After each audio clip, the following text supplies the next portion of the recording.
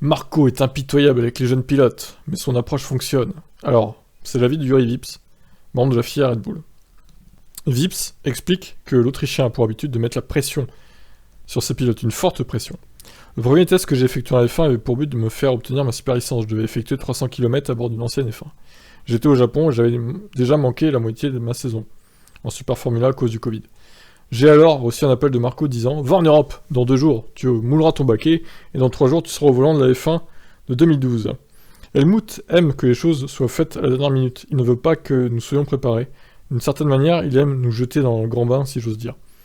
Je ne veux pas remettre ces méthodes en question, car pratiquement la moitié de la grille de F1 est faite de pilotes Red Bull, anciens ou actuels. Ce qu'il fait fonctionne clairement. Il aime mettre les pilotes sous pression, en particulier au début, lorsque vous arrivez. Ouais, alors il y a quand même pas 10 pilotes qui viennent de filière Red Bull, il exagère un petit peu là quand même. Allez, 5 ou 6 peut-être. Avant ma première saison dans le simulateur de Red Bull, j'avais roulé que 2 fois dans un simulateur de ma vie. Et surprise, j'ai été nul. Le jour suivant, Helmut m'a appelé, probablement après avoir lu le rapport, et il m'a dit plus ou moins « Tu es nul. Si tu ne t'améliores pas, je te vire. » Je n'avais alors jamais couru pour eux, simplement effectué une séance dans le simulateur. C'était agréable d'apprendre à se connaître de la sorte. Putain. Je savais pourquoi il faisait ça, j'ai été suffisamment intelligent pour savoir qu'il n'allait pas m'envoyer juste à cause d'une mauvaise session à un simulateur. Il savait que le plus important était ce qu'il se passait sur la piste. Vips pourrait cette saison rouler en essai libre 1.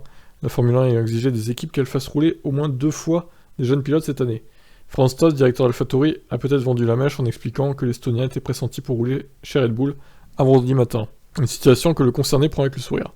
Merci de me l'apprendre, peut-être que ça arrivera, mais peut-être pas. Nous verrons comment la saison se déroule. Si c'est le cas, ce serait évidemment incroyable. Ok, bon bah c'est du Helmut Marko, ça m'étonne même pas hein, ce qu'il raconte Vips, et je le crois absolument sur parole. Qu'est-ce que vous en pensez de ces méthodes à Marco? Ciao ciao.